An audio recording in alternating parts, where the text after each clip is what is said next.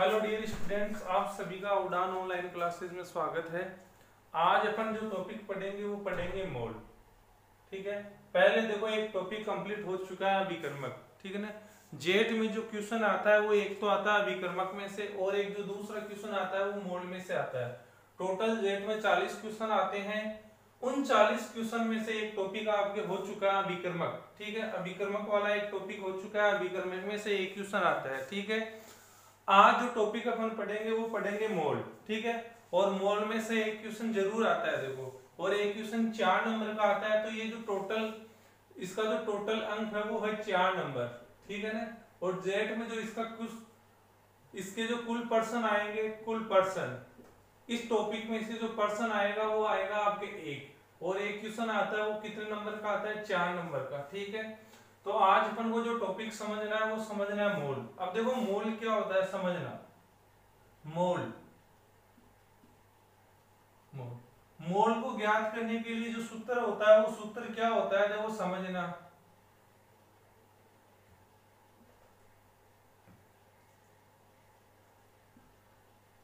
ग्राम में मात्रा बटे मोलर द्रव्यमान। ग्राम में मात्रा बटे मोलर द्रव्यमान। ग्राम में मात्रा बटे मोलर द्रव्यमान। तो जो मोल है, इस मोल को जो ज्ञात करने के लिए जो सूत्र होता है, मोल को ज्ञात करने के लिए जो सूत्र होता है वो कौन सा होता है, ग्राम में मात्रा बटे मोलर द्रव्यमान। ठीक है ना, अब देखो मोल टॉपिक आपके तब समझ में आएगा जब आपको ये पता होगा कि मोलर द्रव्यमान क्या होता है। तो मोल को समझने से पहले आपको मोलर द्रव्यमान के बारे में समझना पड़ेगा कि मोलर द्रव्यमान होता क्या है। ठीक है, तो अपन को पहले ये टॉपिक समझना पड़ेगा, मोलर द्रव्यमान क्या होता है। तो यहां मैं लिख देता हूं मोलर द्रव्यमान। मोलर द्रव्यमान, मोलर द्रव्यमान। ठीक है, मोलर द्रव्यमान होता है क्या, देखो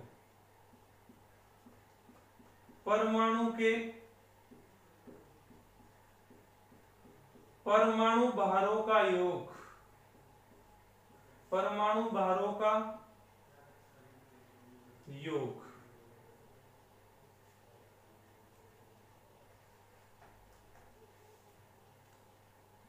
किसी यौगिक के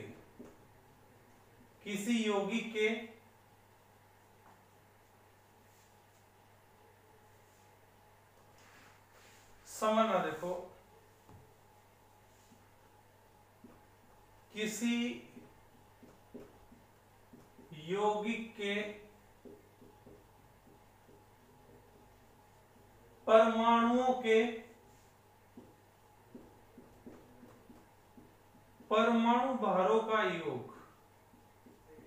परमाणु भारों का योग मोलर द्रव्यमान कहलाता है। मोलर द्रव्यमान कहलाता है।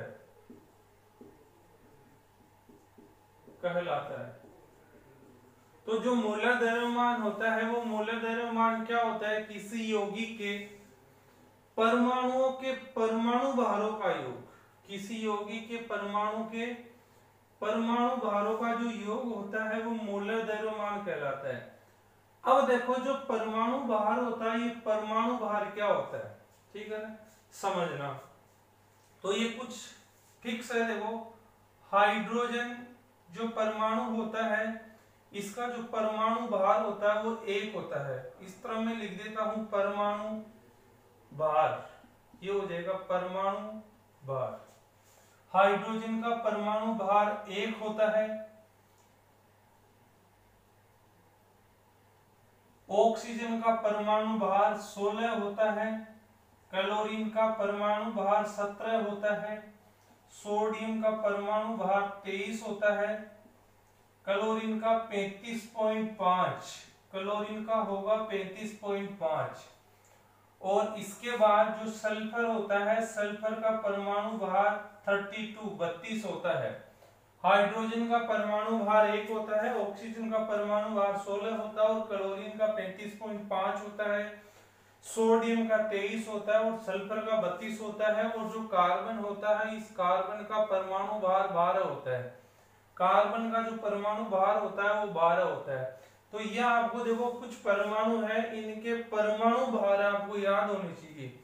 कुछ ये परमाणु है तो इन परमाणुओं के परमाणु भार आपको याद होने चाहिए। जैसे एक हाइड्रोजन है, हाइड्रोजन का परमाणु भार 1 होता है, ऑक्सीजन का परमाणु भार 16 होता है, क्लोरीन का 35.5 होता है और सोडियम का 23 होता है, सल्फर का 32 होता है और कार्बन का 12 होता है।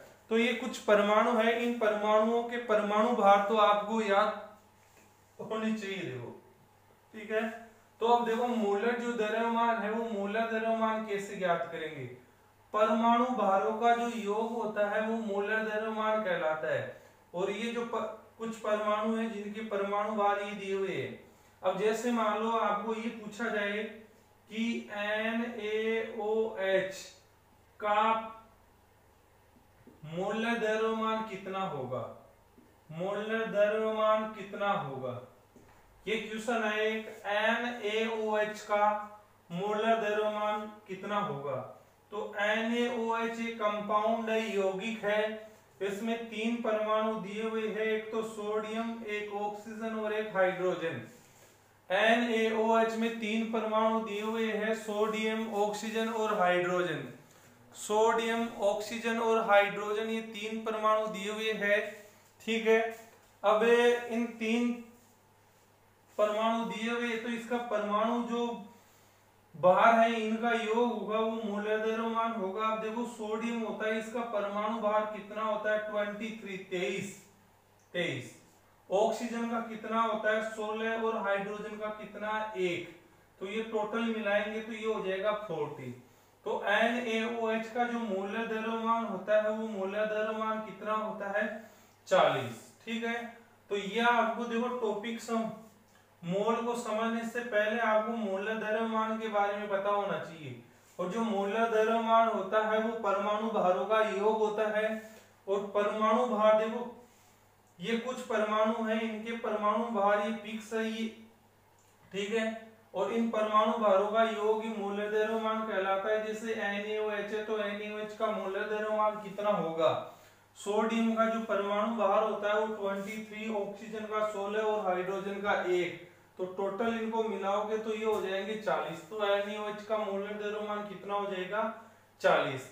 अब एक देखो दूसरा एग्जांपल समझना।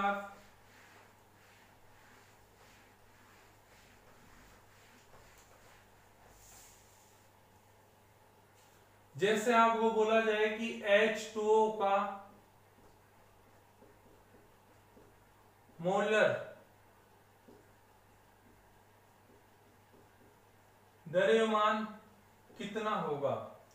H2O का मोलर द्रव्यमान कितना होगा, H2O का मोलर द्रव्यमान। तो H2O में हाइड्रोजन है, वो हाइड्रोजन कितने दिए हुए हैं। तो हाइड्रोजन 2 है, एक हाइड्रोजन का 1 होता है तो 2 हाइड्रोजन के 2। ऑक्सीजन के लिए देखो कि कितना होता है 16। तो 2 और 16 टोटल कितने हो जाएंगे 18। तो ये ध्यान रखना H2O का जो मोलर द्रव्यमान होता है वो मोलर द्रव्यमान कितना होता है 18 होता है। H2O का जो मोलर द्रव्यमान होता है वो मोलर द्रव्यमान कितना होता है 18 होता है। जैसे अपन एक दूसरा एग्जांपल और समझते हैं, H2SO4 का मोलर द्रव्यमान कितना होगा। H2SO4 का मोलर द्रव्यमान कितना होगा। तो मोलर द्रव्यमान कितना होगा H2SO4 का कि एक हाइड्रोजन के लिए 1 होता है तो 2 हाइड्रोजन का कितना हो जाएगा 2। ऑक्सीजन के लिए देखो यहाँ पर कितना होगा, ऑक्सीजन के लिए हो जाएगा 32 हो जाएगा, ठीक है। और एक ऑक्सीजन के लिए कितना होता है 16, तो 4 के लिए हो जाएंगे 64 और टोटल इनको बनाओगे तो ये हो जाएगा 98 हो जाएंगे। तो ठीक है, H2SO4 का जो मोलर द्रव्यमान होता है वो कितना हो जाएगा 98 हो जाएगा, ठीक है। तो आप या तो ऐसे बना के मोलर द्रव्यमान याद कर सकते हो या फिर कुछ के आप फिक्स याद कर सकते हो। जैसे H2O का मोलर द्रव्यमान होता है वो 18 होता है तो आप डायरेक्ट भी याद कर सकते हो कि 18 होता है, ठीक है। जैसे H2SO4 है इसका 98 होता है 98 होता है तो आप डायरेक्ट इसका 98 याद कर सकते हो, ठीक है। तो ये टॉपिक हो गया आपके मोलर द्रव्यमान। अब अपन को समझना है देखो मोल। तो देखो मोल के लिए अपन को चाहिए ग्राम में मात्रा बट्टे मोलर द्रव्यमान, बट्टे मोलर द्रव्यमान। तो ये कुछ यौगिक है जिनके मोलर द्रव्यमान फिक्स है। जैसे यहां तो मैं लिख देता हूं यौगिक, ठीक है, और इधर मैं लिख देता हूं मोलर द्रव्यमान।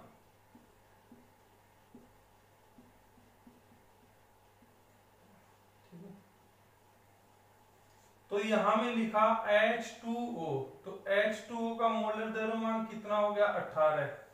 ये लो H2O का मोलर द्रव्यमान 18 ये।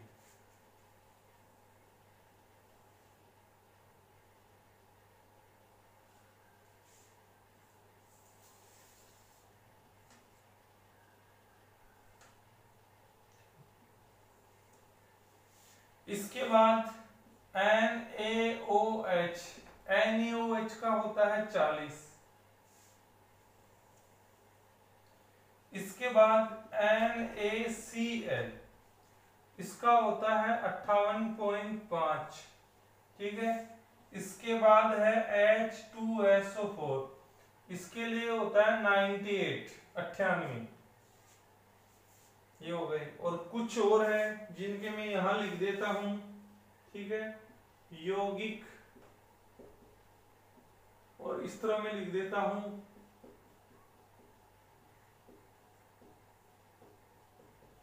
मोलर द्रव्यमान, ठीक है। या तो आप डायरेक्ट याद कर सकते हो कि इसका मोलर द्रव्यमान इतना होता है, या फिर बना सकते हो आप, ठीक है। जैसे मैं लिखा है यहाँ पर CH4 मेथेन, तो इसके लिए 16 होता है। 16 कैसे हुआ, एक कार्बन है, कार्बन का 12 होता है, एक हाइड्रोजन का 1 होता है, तो 4 की 4 हो गए, तो टोटल मिला के कितने होंगे 16। इसी प्रकार अपन आगे बात करते हैं CO2 की। तो CO2 का देखो कितना होगा, कार्बन का 12, एक ऑक्सीजन का 6 होता है, तो 2 के कितने हो गए, एक ऑक्सीजन के लिए 16 होता है, तो 2 ऑक्सीजन के लिए कितने हो जाएंगे 32, तो टोटल मिला के हो जाएंगे 44। तो इसका जो होगा वो परमाणु भार कितना हो जाएगा 44। इसके बाद अपन बात करते हैं जैसे HCl की। HCl एक हाइड्रोजन का 1 होता है, Cl का 35.5 होता है, तो टोटल मिला के कितना हो जाएगा, टोटल मिला के हो जाएगा 36.5। इसके बाद अपन बात करते हैं SO2 की। तो इसके लिए होता है 32, सल्फर का 32, एक ऑक्सीजन के 16, तो 2 के 32, तो 32 और 32 टोटल हो जाएंगे 64, ठीक है। तो ये कुछ यौगिक है जिनके मोलर द्रव्यमान ये है। या तो आप ऐसे बना सकते हो, या फिर ऐसे डायरेक्ट याद रख लेना, HCl का इतना होता है, CO2 का इतना, CH4 का इतना, और SO2 का इतना, ठीक है। ये हो जाएगा 2 + 16 इस तरीके से, ठीक है। और ये हो जाएगा कितना 23 + 1 + 23 + 16 + 1, ये हो जाएगा आपके 23 + 35.5, और ये हो जाएगा 2 + 32 + 64, तो ये 98 हो जाएगा। तो ये मोलर द्रव्यमान हो गए, ठीक है। तो या तो आप ऐसे बना लेना, या फिर कुछ ये है जिनके आप डायरेक्ट याद कर लेना, ठीक है। अब आगे समझना, देखो कुछ क्वेश्चन, ये मोलर द्रव्यमान हो गया।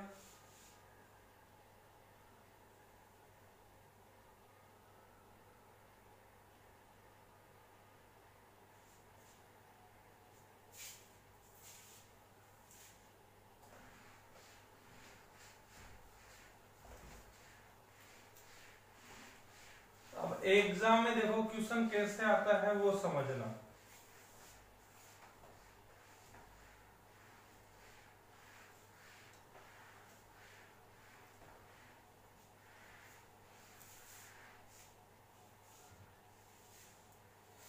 जैसे ये आ गया कि 72 ग्राम H2O में मोल कितने होते हैं। 72 ग्राम H2O में मोल कितने होते हैं? तो देखो मोल ज्ञात करने के लिए जो सूत्र होता है वो क्या होता है, ग्राम में मात्रा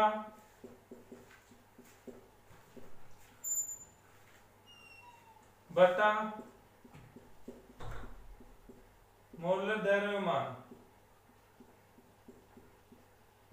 ठीक है, ये लो मोल, क्या मैं लिख देता हूं मोल। ग्राम में मात्रा कितनी दी हुई है, 72 ग्राम, ये लो 72 ग्राम।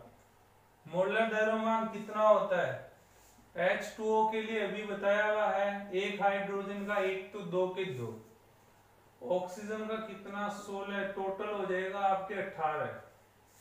तो ये 18 से डिवाइड होगा तो मोल कितने हो जाएंगे, 4। ठीक है, तो जो 72 ग्राम H2O होता है इसमें जो मोल होते हैं वो कितने मोल होते हैं, 4। तो एग्जाम में जो क्वेश्चन आएगा वो ऐसे आएगा, मोल पूछा जाएगा कि मोल, तो मोल को ज्ञात करने के लिए ये सूत्र हो जाएगा। अब देखो जो मोल होता है ना मोल, इस मोल को अपन लिखते हैं N के द्वारा प्रदर्शित करते हैं, और जो ग्राम में मात्रा है, ग्राम में जो मात्रा होती है इसको लिखते हैं W के द्वारा। ठीक है, और जो मोलर द्रव्यमान होता है, मोलर द्रव्यमान, ठीक है, जो मोलर द्रव्यमान होता है इसको लिखते हैं अपन M के द्वारा। ठीक है, तो इस सूत्र को अपन ऐसे भी लिख सकते हैं N बराबर W बटा M, N बराबर W बटा M, ऐसे भी लिख सकते हैं, या फिर ऐसे डायरेक्ट याद रख लेना कि मोल क्या होता है, तो ग्राम में मात्रा बटे मोलर द्रव्यमान, ये मोल ज्ञात करने के लिए सूत्र हो जाएगा। ठीक है, अब आगे देखो दूसरा क्वेश्चन समझना।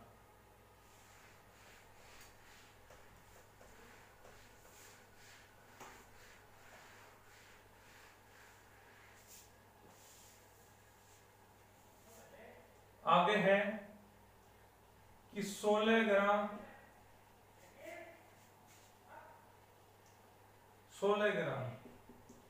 CH4 में मोल कितने होंगे।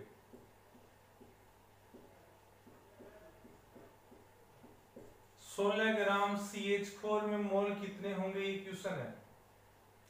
मोल को ज्ञात करने के लिए सूत्र क्या होता है, ग्राम में मात्रा बटे होता है मोलर द्रव्यमान। ठीक है, तो यहां मैं लिख देता हूं मोल, ग्राम में मात्रा 16 है, मोलर द्रव्यमान कितना होगा, CH4 के लिए कितना होगा, कार्बन का होता है 12 प्लस 4 तो कितने हो गए 16, तो 16 से डिवाइड होगा तो यहां बच जाएगा 1। तो 16 ग्राम जो CH4 होती है इसमें जो मोल होते हैं वो मोल कितने होंगे, 1 मोल होगा। ठीक है, अब देखो एक जेट में आया हुआ क्वेश्चन बनाते हैं कि जेट में क्वेश्चन किस तरीके से आया हुआ है,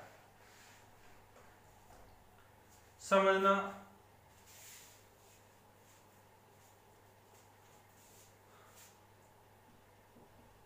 ये जेट एग्जाम में आया हुआ क्वेश्चन है, 0.2 मोल CO2 में CO2 की ग्राम में मात्रा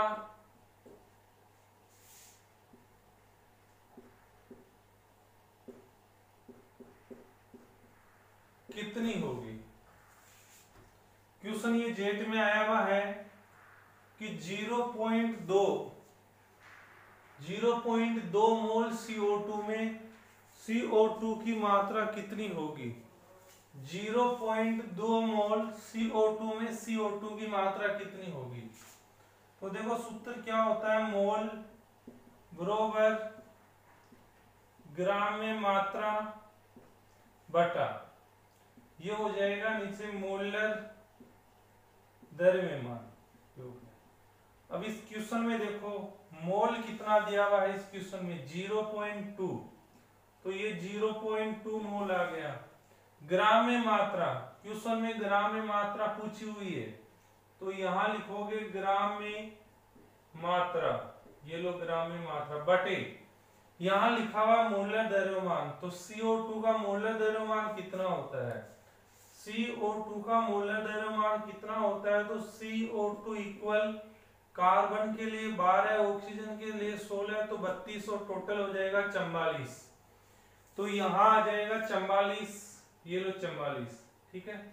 अब यहाँ 0.2 इंटू 44 बरोबर ग्राम में मात्रा, और क्वेश्चन में ग्राम में मात्रा ही पूछी हुई है, तो यहाँ हो जाएगा 8.8 ग्राम में मात्रा। तो बताओ कि जो ग्राम में मात्रा होगी वो कितनी हो जाएगी, 8.8 ग्राम। 8.8 ग्राम, ये ग्राम में मात्रा हो जाएगी 8.8, ठीक है। तो क्वेश्चन में क्या है कि मोल देकर ग्राम में मात्रा भी पूछी जा सकती है, या फिर ग्राम की मात्रा देकर मोल पूछा जा सकता है, ठीक है। टॉपिक मोल है, लेकिन एग्जाम में जो क्वेश्चन पूछा हुआ था वो ग्राम की मात्रा पूछी हुई थी, ठीक है। तो ये जेट में आया हुआ क्वेश्चन है। अब अपन पढ़ेंगे एक दूसरा जेट में जो क्वेश्चन आ सकता है।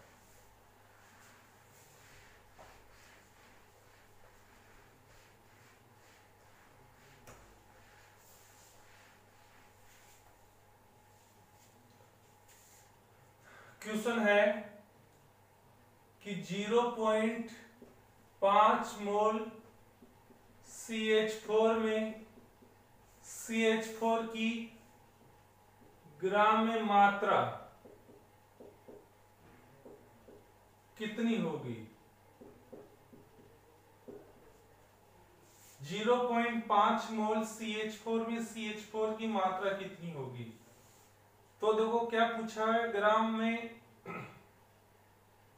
कि ग्राम में मात्रा पूछी हुई है। तो देखो मोल बरोबर क्या होता है, ग्राम में मात्रा बटे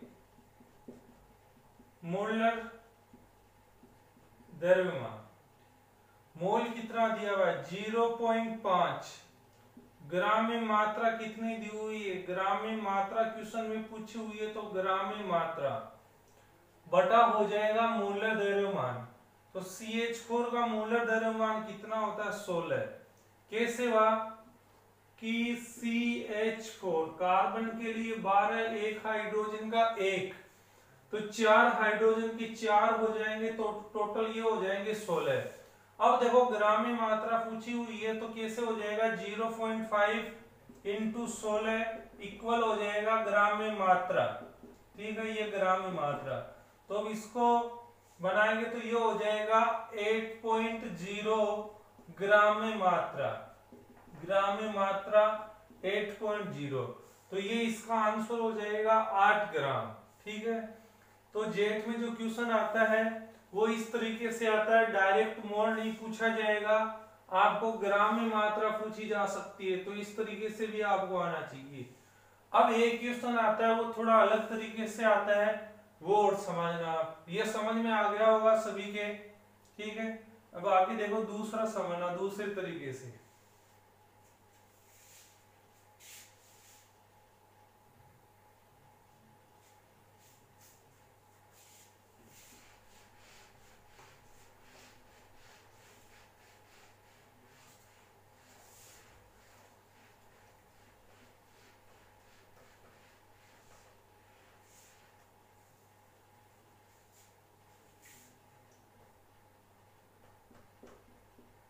एक मोल, ये एक पॉइंट है, देखो वेरी मोस्ट, एक मोल गैस का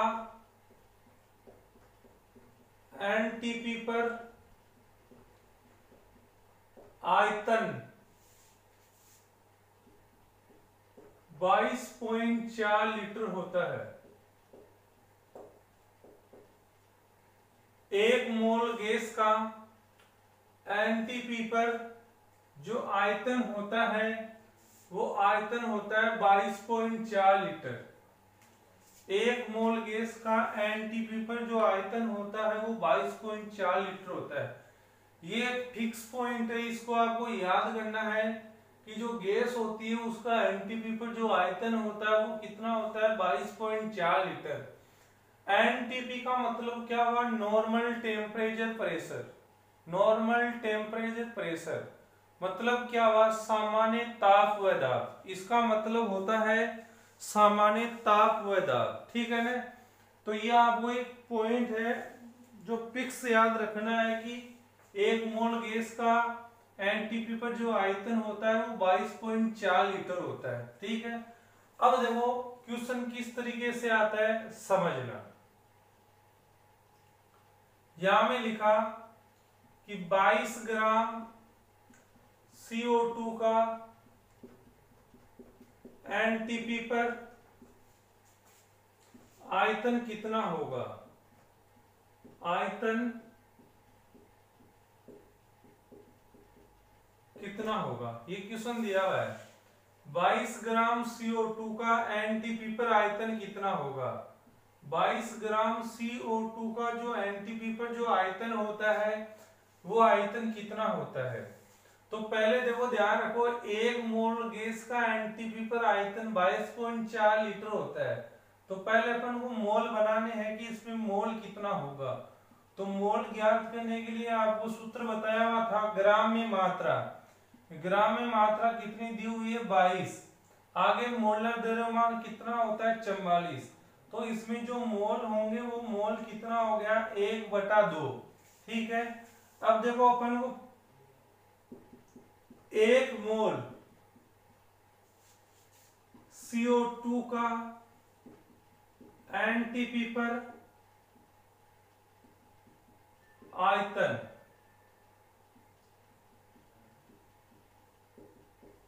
22.4 लीटर। तो बताओ कि अपन के पास इसमें कितने मोल है, इसमें हाफ मोल है। अतः 1/2 मोल CO2 का एनटीपी पर आयतन कितना होगा। अब एक मोल का 22.4 लीटर है तो हाफ का कितना होगा, इंटू 22.4, तो ये हो जाएगा 11.2 लीटर। 11.2 लीटर। तो ये ध्यान रखना है कि एक मोल गैस का जो एनटीपी पर आयतन होता है वो फिक्स होता है 22.4 लीटर, ठीक है। तो एक मोल का 22.4 लीटर होता है तो इसमें हो गया आधा मोल, 1/2। एक मोल में इतना होता है तो आधे मोल में कितना होगा, इसका आधा हो जाएगा 11.2 लीटर, ठीक है। एक जो मोल का क्वेश्चन आता है वो इस तरीके से आता है, ठीक है, इंपॉर्टेंट है।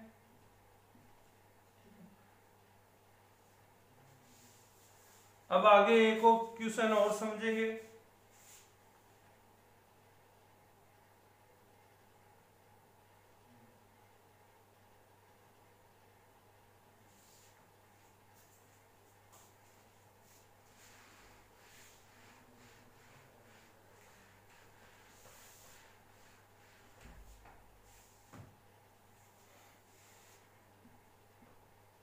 समझना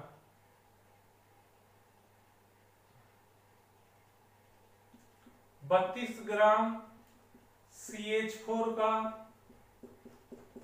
एनटीपी पर आयतन कितना होगा, ये क्वेश्चन है। तो देखो पहले अपन को मोल बनाना पड़ेगा, मोल कितना होगा, क्योंकि अपन जानते हैं कि एनटीपी पर एक मोल का आयतन इतना होता है। तो 32 बटे इसका मोलर द्रव्यमान कितना हो जाएगा, 16। तो मोल कितने हो गए, 2, ठीक है। अब अपन को पता है एक मोल गैस का आयतन 22.4 लीटर, अतः 2 मोल गैस का आयतन 2 × 22.4 तो 44.8 लीटर। ये इसका आंसर हो जाएगा। ठीक है, तो आज के लिए इतना बहुत है। ये एक मोल टॉपिक हो गया, इसका बचा हुआ भाग अपन कल समझेंगे।